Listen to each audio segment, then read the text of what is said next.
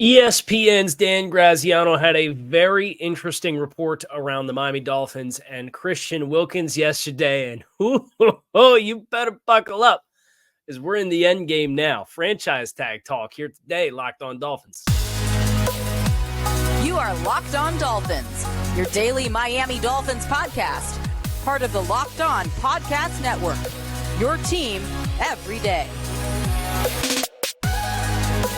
All right, Miami. Welcome to another episode of Locked On Dolphins. It is your team every day here on the Locked On Network. I'm your host, Kyle Krabs, a lifelong Miami Dolphins fan, host of Locked On Dolphins, co-host of Locked On NFL Scouting.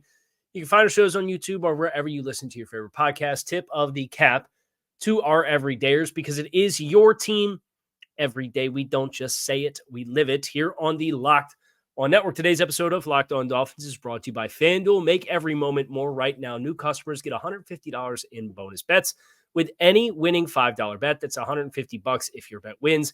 Visit FanDuel.com/LockedOn to get started. And we have entered into the not faint of heart chapter of the waiting game between the end of the NFL season and the start of the league calendar year, because ESPN's Dan Graziano went on ESPN network television yesterday and said the following statement as it pertains to one of Miami's biggest looming free agents.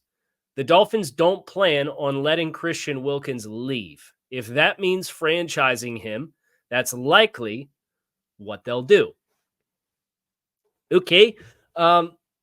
We did the other week on the show what the ideal outcome was for the Christian Wilkins saga at this stage of the game. And my outcome for the most preferable long-term benefit of both Christian Wilkins and of the Dolphins included the franchise tag, but it was hypothetically with a tag and trade scenario.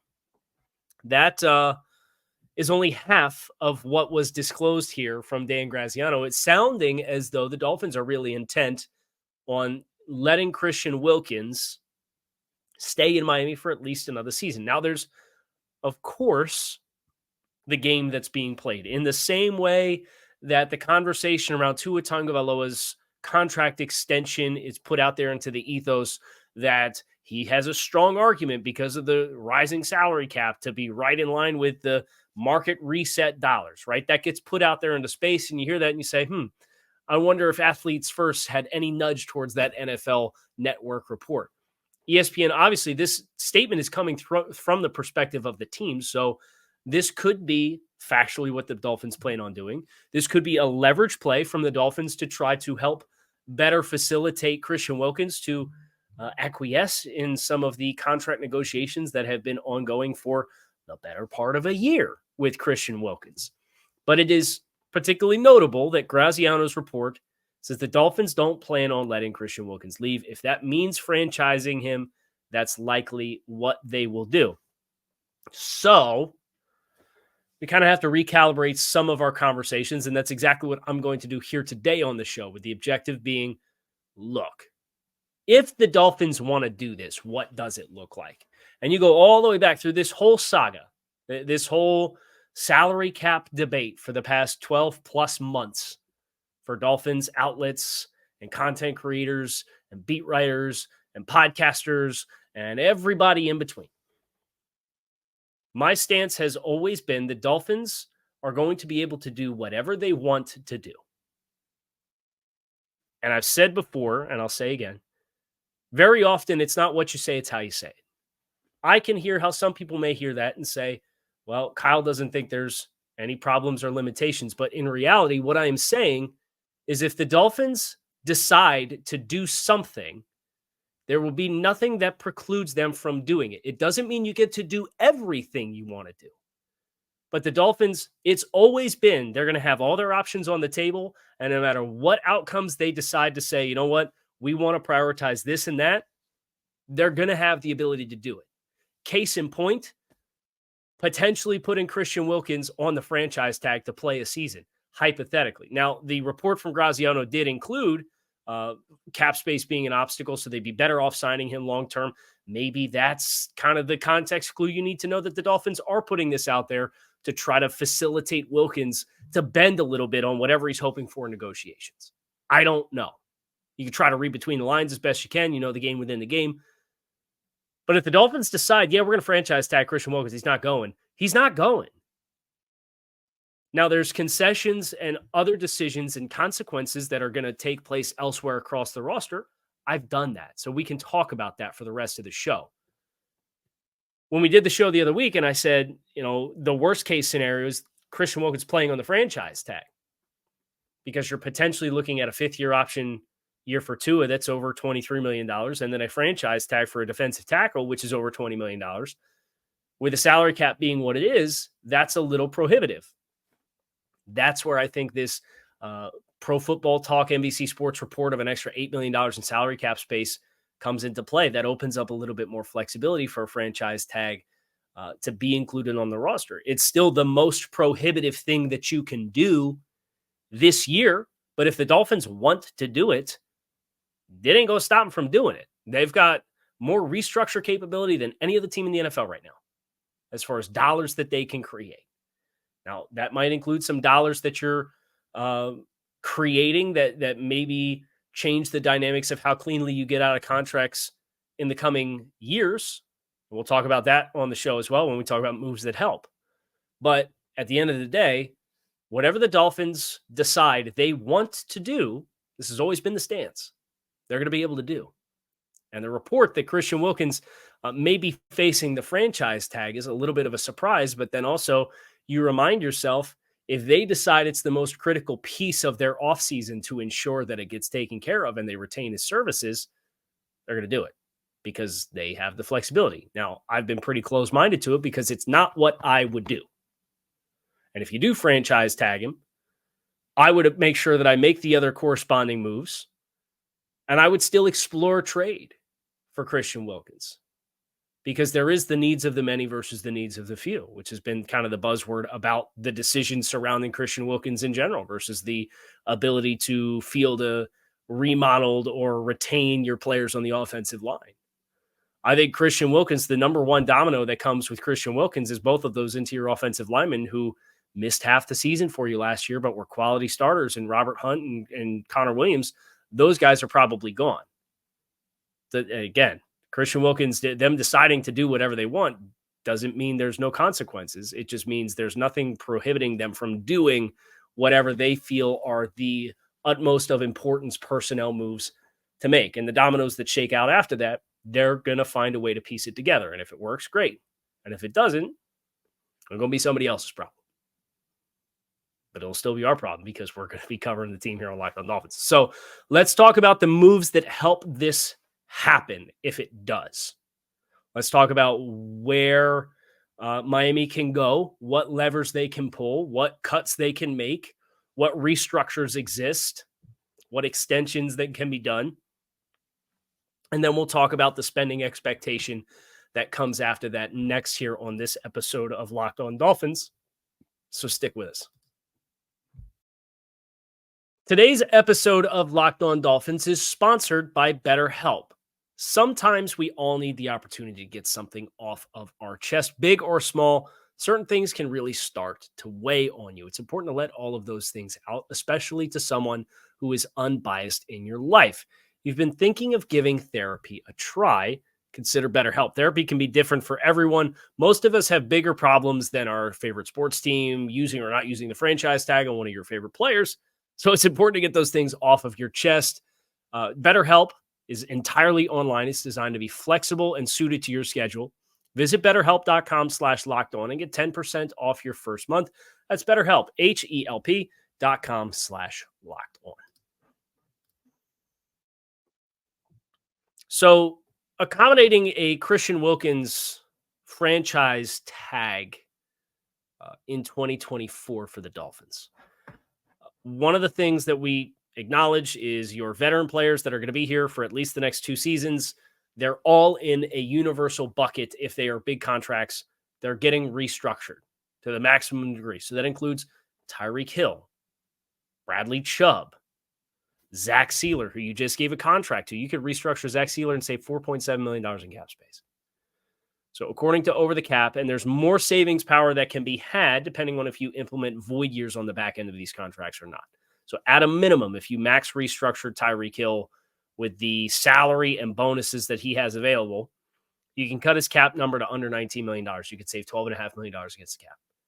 Jalen Ramsey has $11 million in roster bonus in addition to a salary, base salary. You can restructure all of that into a new signing bonus, and his salary cap number checks in this season at $9 million. You can save $18.2 million against the cap by restructuring Jalen Ramsey. Bradley Chubb, you can save $14 million to.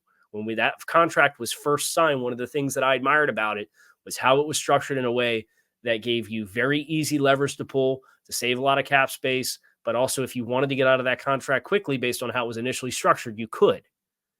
Bradley Chubb played outstanding football this year until he unfortunately had the knee injury week 17.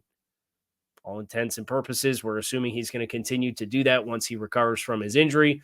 Whether we see him in the first month of the season or not remains to be seen, but you can restructure all of his dollars, and his salary cap hit goes to $12.3 million. Zach Sealer, we mentioned, you can cut his cap hit to $5.6 million with a restructure of his base salary. The other restructure that's possible here, and I've alluded to this, maybe not the most popular idea in the world, but the other thing that you can do is you can restructure Teron Armstead.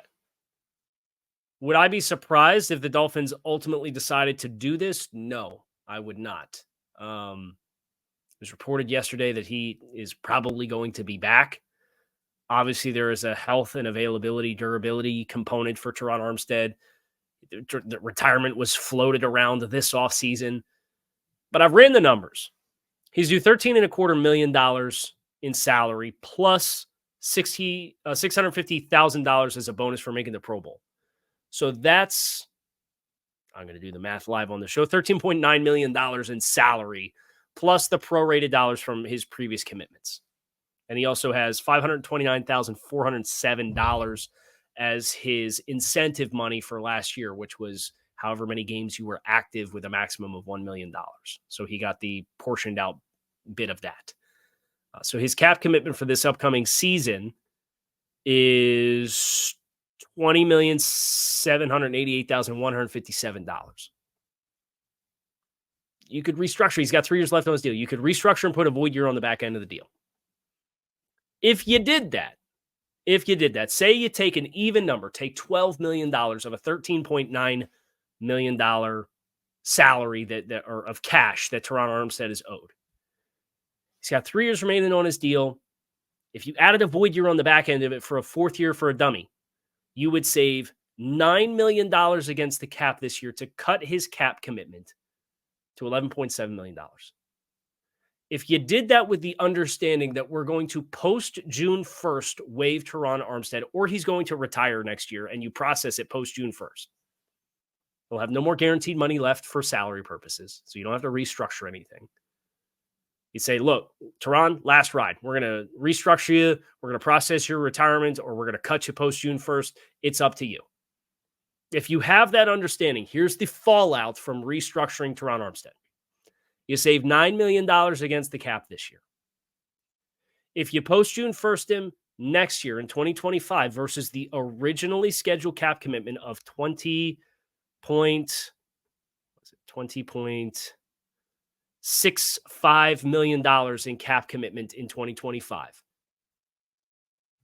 you would gain $11.3 million against the cap by cutting him or process his retirement in 2025 post June 1st. So you save 11.3 versus what you're on the books for right now. And then you would save 8.3 in 2026 versus what he's currently on the books for in the final year of his contract. So I save $9 million this year. I post June 1st him next year and then save $11.3 million versus what he's currently on the books for. And then in 2026, I save $8.3 million of what I'm currently on the books for. Is it better and ideal to get out of the contract as clean as possible? Yes, of course it is. But this is the point. If the Dolphins want to do something, They're going to be able to do it. There's enough different ways to finesse and fudge and work this system that you can manufacture it. And for Teron Armstead to know my exit ramp includes $9 million in savings this year when I'm trying to spend, and I know I'm taking the exit ramp next year, and I'll save 11.3 versus what I'm on the hook for right now, and then I'll save 8.3 the year after that by restructuring $12 million in money into a new signing bonus with a fourth year on the back end of the deal that is a void year where he's not under contract. I mean, that money gets accelerated up when you cut him anyway. But the point is, it's another year as a placeholder. So instead of dividing $12 million by 3, you get to divide it by 4, and you save an extra $1 million against the cap this year. You can do it. I've done the numbers. And what I can tell you is if you do it, $9 million plus this perceived Pro Football Talk, NBC Sports, $8 million more of salary cap space was projected at 42. Mike Clote check in at 250. I'm not a math guy, but I can tell you 8 plus 9 is 17. I can tell you the franchise tag's in the 20s. You're almost all the way there for those two things alone. There's a long-term sustainability conversation, yes. But the Dolphins were always either going to build until it broke and then have one down year, and hopefully you want enough in the meantime where everybody keeps their jobs for the transition, or they were going to try to slow play the transition year over year and remain competitive and not have the bottom drop out and keep chasing dubs. They could do it either way. You just have to achieve a certain amount of success to give you the grace for when the transition needs to happen one way or the other. We didn't mention Jerome Baker, who I think is a contract extension / cut candidate as well, could save you 9.4. If you wanted to give him a contract extension, you could cut his salary cap in half to about $7.5, $8 million, depending on what his salary. He's owed like $10 million in cash. If that becomes a signing bonus, how many years are you extending him out? What does that look like? But you can create, again, another $7 million in cap space by extending Jerome Baker, or you can save 9.4 by cutting Jerome Baker. Do you want to open up another needle on the team? Maybe not. And then there's the Tua Tagovailoa contract extension, which is kind of a looming variable here as well. If you gave Tua a monster contract, I've been studying the quarterback contracts of Justin Herbert and Joe Burrow and Lamar Jackson and Jalen Hurts, and Patrick Mahomes, who's got a really unique contract structure, all these dudes with these big money quarterback contracts. If they're going to have to find a way to thread the needle, right, with Tua, and they want to make the commitment because of the benefit of the short-term cap space and the long-term stability of knowing what direction they have at quarterback, you can like it or not like it. Don't come at me. It's just like yesterday on the show, we talked about Tyreek Hill. And Jalen Wallace said, if you're going to trade a wide receiver, don't trade the 25-year-old on a rookie contract. You got a 30-something wide receiver who's owed $60 million in 3 years. That would be the name that would be on the conversation. People in the comments, Kyle, you're talking crazy, talking trading Tyreek Hill. I'm not trying to trade anybody. I'm saying if you want to maximize your window, you keep the players that are here. You try to complement with the proper ancillary pieces around it, and I think that's the appropriate thing for the Dolphins to do. If you want to tear it all down because you don't believe in this, that, or the other thing, or so-and-so, so-and-so, and so-and-so, that's fine. I'm not trying to trade Tyreek Hill. If I were trading Tyreek Hill, I'd trade him in 2 years, in the last year of his deal. I'm not trading him now because the Dolphins, they're going to be competitive in 2024. You might not think so because they lost 3 games at the end of the season, but well, like I'm over feeling sorry for myself about it. I say all that to say this. Christian Wilkins on the franchise tag, plus the $8 million in what has been reported from NBC Sports as extra salary cap space versus reported, plus contract restructures of Tyreek Hill, Jalen Ramsey, Bradley Chubb, Teron Armstead, Zach Sealer, plus cutting Emmanuel Ogbah, Jeff Wilson, and Keon Crossan, plus contract extensions for Jerome Baker and Tua Tagovailoa. Okay, players that are going to be here either get new contracts or they get restructured. We already went through the exit strategy on the Teron Armstead contract as kind of the controversial contract restructure that remains. The extra cap we already covered. Christian Wilkins. Where are the Dolphins at in cap space? After all that, $30 million in cap space. What can you do with that? Well, you got to go over who's left to be resigned on the rest of the team. You got to talk about free agent needs, draft needs, all that kind of stuff. That's next here on Locked On Dolphins. Score buckets with your first bet over FanDuel, America's #1 sportsbook, because right now new customers get $150 in bonus bets with any winning $5 bet. It's $150 if your bet wins. Bet on all of your favorite NBA players and teams with quick bets, live same-game parlays, exclusive props, and more. Just visit FanDuel.com/lockedon to shoot your shot with FanDuel, official sportsbook partner of the NBA. So $30 million in cap space, approximately. And it depends on how much of a signing bonus you give to Tagovailoa. It might be more than that. I gave him a big, like my forecasted, and we're not ready to have that conversation here in segment 3 of a Thursday show. But I think I have my Tua Tagovailoa like compromise what I would want to offer versus what their camp wants to offer. So finding some middle ground there for a competitive offer quarterback contract extension for Tua. I have mine done.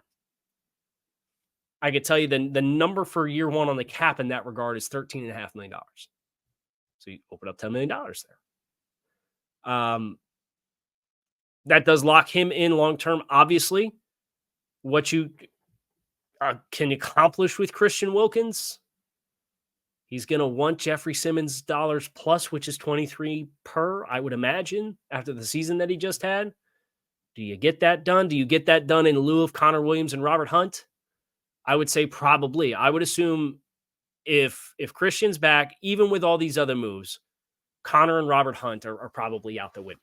And maybe that's helpful for you. Like, ideally, you find players that have experience in the same system, so there's not kind of the same learning curve and growing pains. I know that was something that was talked about from year 1 to year 2, is understanding the system.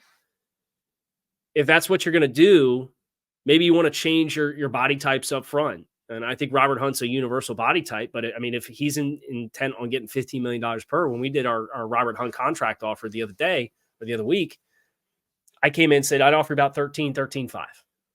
And if you start getting up higher over that, then I do ask myself the question, can I get 85% of the player for 60% of the cost?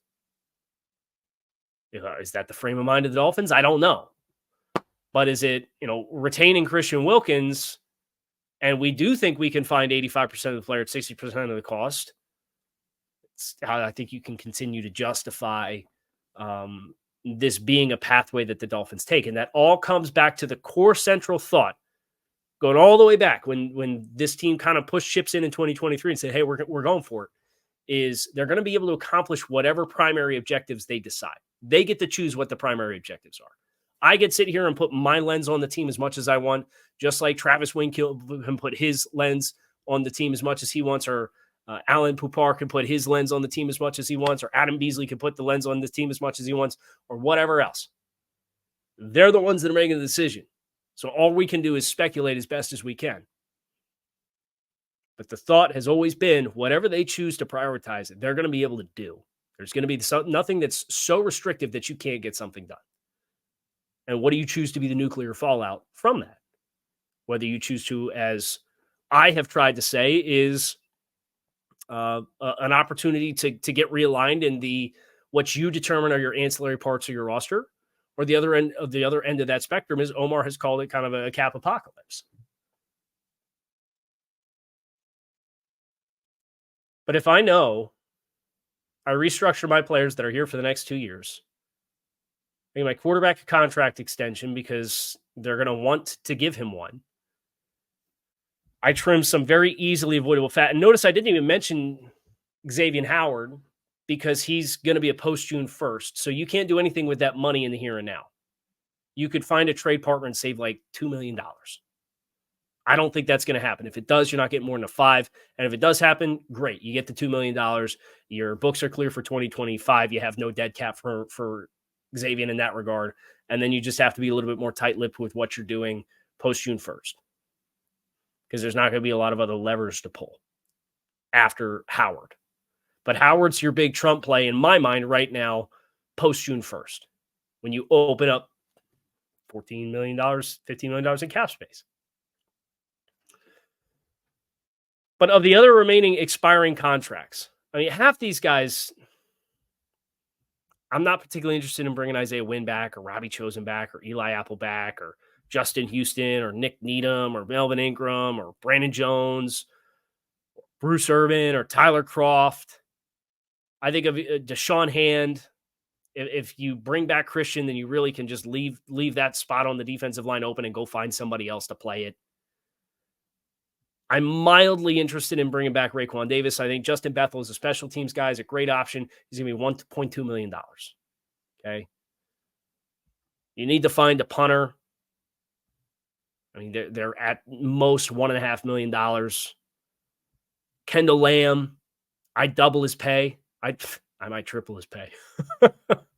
Make sure that man's back on the team this year. Robert Jones is a restricted free agent. I think is a rosterable NFL offensive lineman. You don't usually let guys like that go, especially when they're 25 years old.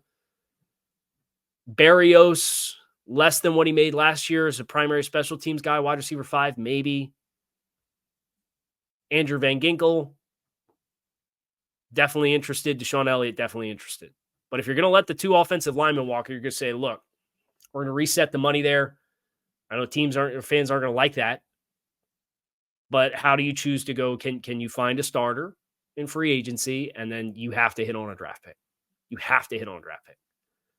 It's an uncomfortable spot to be in because they haven't had great track record there. And the one track record success that they did have before Austin Jackson turned it around is the guy who you're getting ready to walk out the door, and Robert Hunt. But if you're choosing between the two and you choose Christian Wilkins over Robert Hunt, you say, hey, look, Connor and his aspirations, not where we're going to pay. It's a great center class in free agency. It's a great center class in the draft. It's a great interior offensive line class in free agency. It's a terrible offensive tackle class. So I'm glad we're not in that boat. So I would just say kind of setting expectations if they maxed everything else out to the best of their ability. And maybe they don't do it all at once, right? Maybe they do it just as they need to create space. Hey, we want to make a move. Hey, this guy wants to sign. Let's pull one lever. Boom. We're going to create just enough space. Boom. We'll fit the contract in the books.